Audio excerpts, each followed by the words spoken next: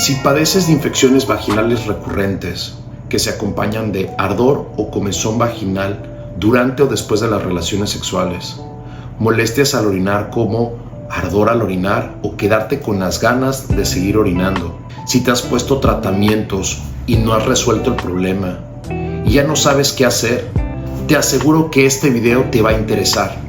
Si te quedas al final del video, te voy a platicar de esta bacteria que es la infección bacteriana más frecuente en los Estados Unidos y que a pesar de eso no se hacen diagnósticos adecuados y oportunos, ya que los estudios habituales como son los cultivos no lo detectan. Habitualmente los tratamientos como son óvulos o antibióticos tradicionales no resuelven la infección, ya que por las características de esta bacteria es resistente a estos medicamentos y por lo cual es posible que si estás presentando estos síntomas, tu infección sea debido a esta bacteria. Si tienes menos de 25 años de edad, debes de saber que 3 de cada 10 mujeres han presentado contacto o infección por esta bacteria. 8 de cada 10 mujeres que tienen esta infección no presentan ningún síntoma y por lo cual su diagnóstico es difícil y complicado. Soy el Dr. David Zárate, soy ginecólogo.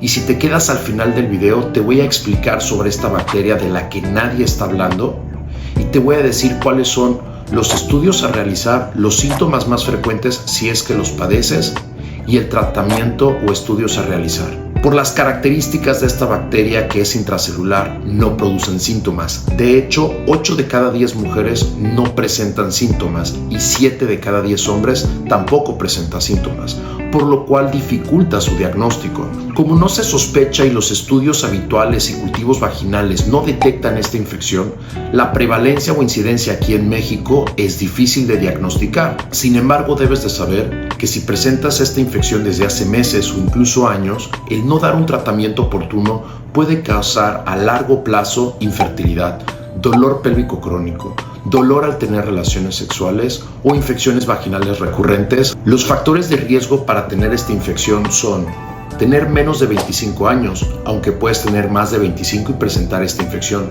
tener alguna pareja sexual nueva sin protección en los últimos 60 días o incluso tener antecedente de esta infección. Si no recibes un tratamiento adecuado, puede producir algo que se llama enfermedad pélvica inflamatoria, que se caracteriza por tener dolor al tener relaciones sexuales, dolor pélvico o flujo vaginal inusual o sangrado después de las relaciones sexuales. Como te había comentado, esta bacteria al vivir dentro de nuestras células no produce síntomas como de manera habitual.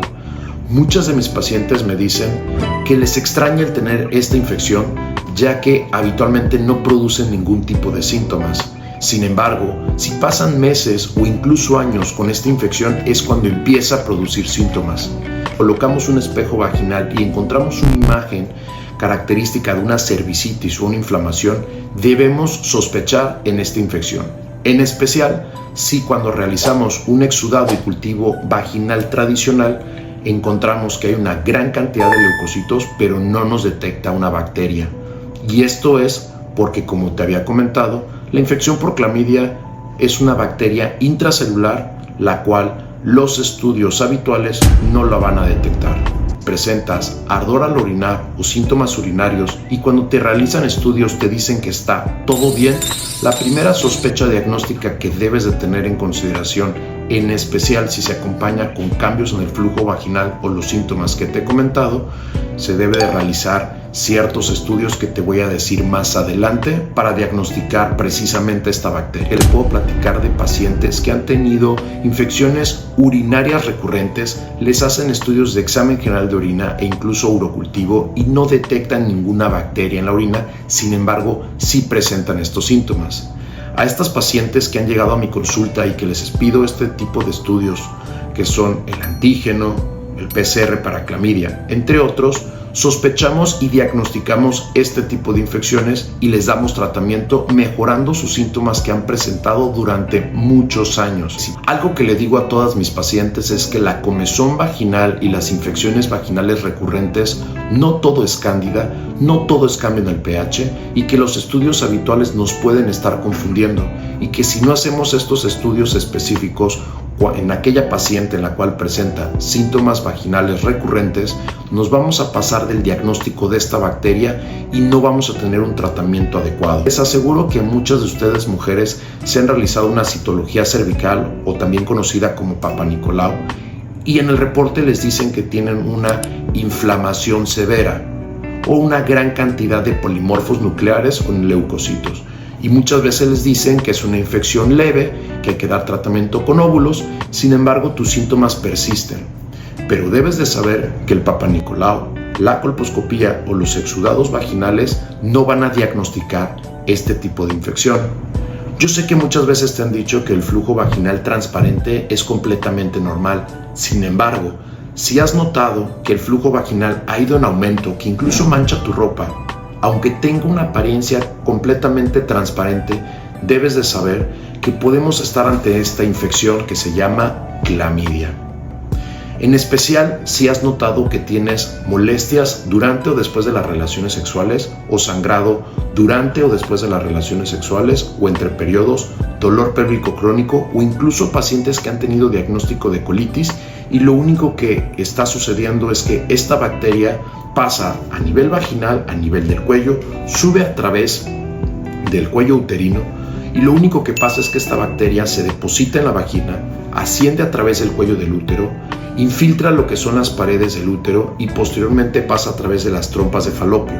Las trompas de falopio comunican los órganos genitales hacia los órganos internos que es el abdomen y esto ocasiona que la bacteria, cuando no se da un diagnóstico oportuno y tratamiento, ocasiona algo que se llama enfermedad pélvica inflamatoria. Y esto es porque el cuerpo va a reaccionar tratando de eliminar esta bacteria, generando cicatrices y adherencias en tu cuerpo, hacia intestinos, útero y ovarios. Ahora que conoces a esta bacteria y que la gran mayoría de los pacientes no producen síntomas, viene la importancia de hacer diagnósticos específicos y estudios especiales. De hecho, se debe realizar este tipo de estudios en pacientes aunque no tengan síntomas. Te voy a platicar sobre los diferentes estudios diagnósticos que podemos realizar en la paciente. Debes de conocer los siguientes conceptos: sensibilidad y especificidad. La sensibilidad es la capacidad de una prueba para detectar una infección. Es decir, si yo tengo una prueba que tiene una sensibilidad del 80%, quiere decir que yo tengo 10 pacientes que presentan la enfermedad. Y si tiene una sensibilidad del 80%, va a detectar a 8 de cada 10 pacientes que presentan esta infección. En otras palabras, si yo realizo una prueba en 10 mujeres que están infectadas y esta prueba tiene una sensibilidad del 80%, solamente me va a detectar a 8 de esas 10 mujeres y van a haber 2 mujeres que nos va a decir el estudio que está negativo. Por otro lado, la especificidad es la capacidad de la prueba para detectar a los pacientes que efectivamente están enfermos. Es decir, si tengo una especificidad del 90%, quiere decir que si yo realizo esta prueba y me sale positiva, va a ser tan específica que se va a equivocar solamente en el 10% de estas pruebas. Sin embargo, para que una prueba se considere adecuada, debemos de saber que una especificidad debe estar por arriba del 95% en la gran mayoría de los casos. Afortunadamente, en las pruebas que tenemos, la especificidad o la capacidad de la prueba para equivocarse es muy baja. La primera prueba que debes de conocer se llama antígeno para clamidia. Esta prueba va a detectar la presencia de algunas partículas de la bacteria. Se puede realizar tanto en orina como en un exudado vaginal, o bien en un exudado o raspado de la uretra del hombre. Esta prueba tiene la ventaja que es una prueba rápida y económica, pero tiene la desventaja que tiene una sensibilidad de entre el 70 y el 80%. En otras palabras, como te había platicado, va a detectar a 7 o hasta 8 pacientes que realmente tienen la infección y se les puede escapar hasta 3 de cada 10 pacientes que presentan síntomas y que tienen esta infección.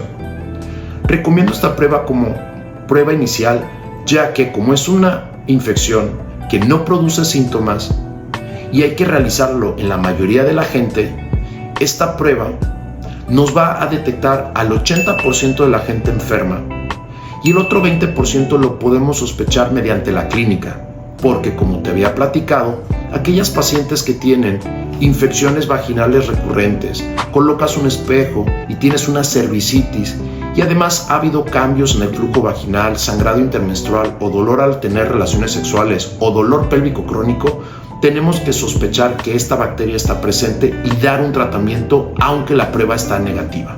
La otra prueba que tienes que conocer es el PCR para clamidia. Esta prueba va a detectar el ARN o DNA de la bacteria. Sin embargo, las bacterias no tienen un DNA como nosotros. Tienen algo que se llama ARN, que nos permite identificar de manera precisa esta bacteria. Esta prueba de PCR se puede realizar tanto en orina, en exudado vaginal o en raspado de la uretra del hombre. La ventaja que tiene esta prueba es que su sensibilidad es por arriba del 95% y su especificidad es del 98%. En otras palabras, esta prueba rara vez se va a equivocar y rara vez se le va a escapar un diagnóstico. Sin embargo, el inconveniente de esta prueba es que no todos los laboratorios cuentan con esta prueba y su costo es elevado. Habitualmente esta prueba yo la recomiendo en pacientes en donde ya hicimos un diagnóstico, damos un tratamiento y entre 2 a 4 semanas después del tratamiento realizamos esta prueba que se llama PCR para diagnosticar o detectar si esta infección persiste o no. También es recomendable realizar esta prueba en la pareja para confirmar la erradicación de esta infección. Como consejo te podría decir que el antígeno para clamidia es una prueba que sí nos puede servir como seguimiento o resultado del tratamiento.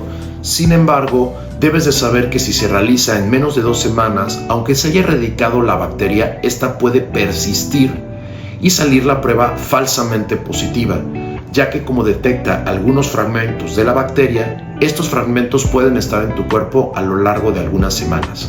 Por lo cual, si quisieras tener la certeza si esta bacteria ya se eliminó o no, tendríamos que hacer idealmente un estudio que se llama PCR. Otro punto importante que te recomendaría de la prueba de PCR es que existen 2 muestras, una es en orina y la otra es el exudado vaginal. Si optamos por el exudado vaginal, que es la prueba de elección, lo inconveniente es que la prueba puede ser incómoda, ya que hay que colocar un espejo por vía vaginal, pero sin duda es la prueba de elección, ya que su sensibilidad y especificidad o capacidad para detectar una infección es mayor. Como te comentaba, la muestra en orina también es viable, pero su sensibilidad es del 80 al 85% en comparación con un 90-95% de sensibilidad para el exudado vaginal. La sensibilidad de la prueba va a depender de quién te realiza la prueba, la técnica con la que se realice, lo que es el manejo de la muestra y sobre todo los antibióticos y tratamientos que hayas aplicado los días previos a la muestra. Otro de los estudios que tenemos a nuestras manos son los anticuerpos para clamidia. Dentro de los anticuerpos tenemos unos que se llaman IgG e IgM. Los anticuerpos IgG son los anticuerpos que quedan de memoria posterior a la infección. Este tipo de anticuerpos se empiezan a generar después de que tu cuerpo entra en contacto con la bacteria entre 4 a 6 semanas después de la infección, por lo cual este tipo de pruebas no son útiles para diagnosticar de manera temprana este tipo de infección. Esta prueba de IgG la utilizamos para saber en aquellas pacientes que tienen un problema de infertilidad y que queremos saber cuál pudiera ser la posible causa por la cual no se están logrando embarazar. Por lo cual esta prueba de IgG nos permite saber si la paciente en algún momento de su vida tuvo contacto con la bacteria. Una vez que das tratamiento, las IgG empiezan a disminuir a lo largo de meses. Esta prueba de IgG no nos sirve como diagnóstico temprano de la enfermedad, ya que tarda entre 4 a 6 semanas en ponerse positiva después de estar en contacto con tu cuerpo, pero tampoco nos sirve como seguimiento después del tratamiento, ya que este anticuerpo puede tardar meses en disminuir o en desaparecer.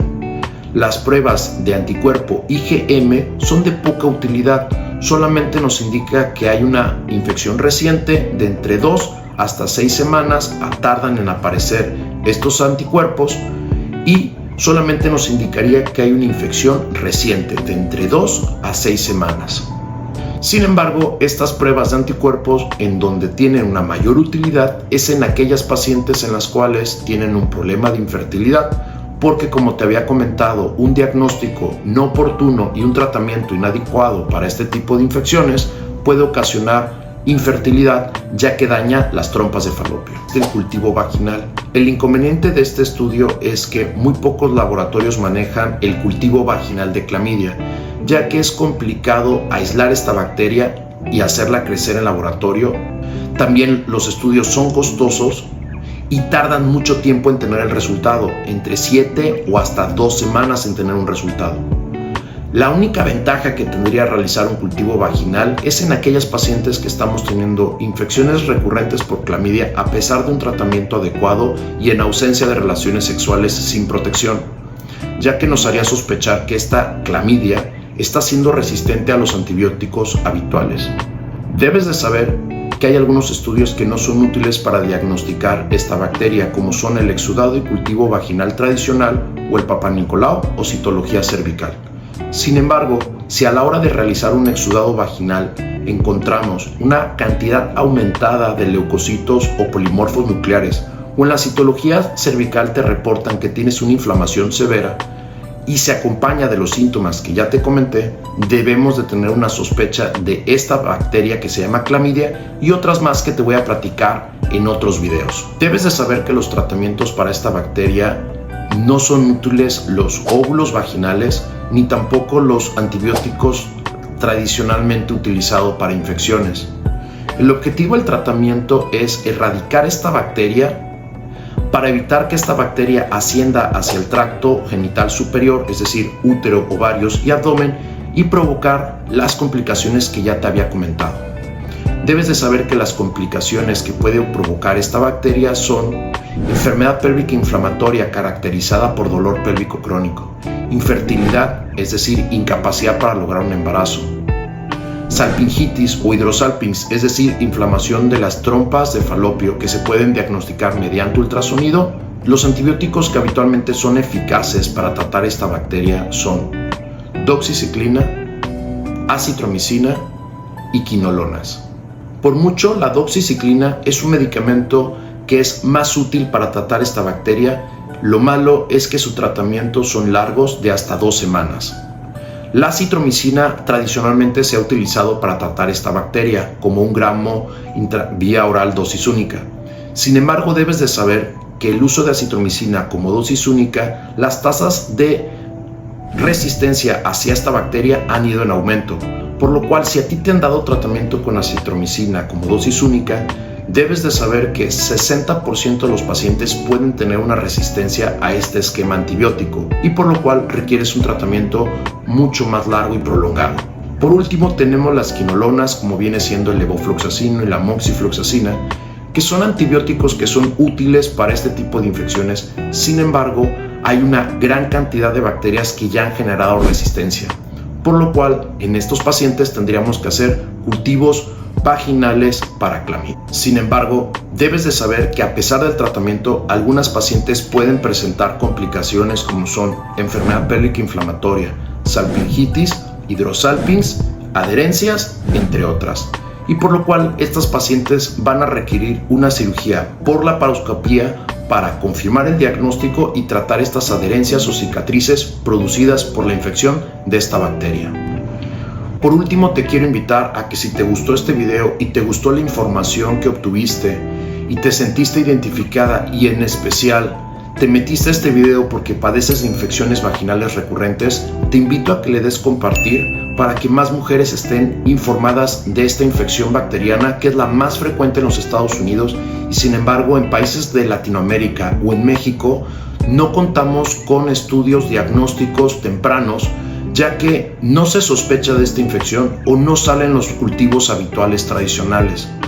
El mensaje que les quiero decir es que si padeces de infecciones vaginales recurrentes, no todo es cándida, no todo es cambio en el pH, y debes de saber que existen estudios específicos para diagnosticar este tipo de infecciones e incluso otro tipo de infecciones que te voy a estar platicando más adelante en mi canal de YouTube.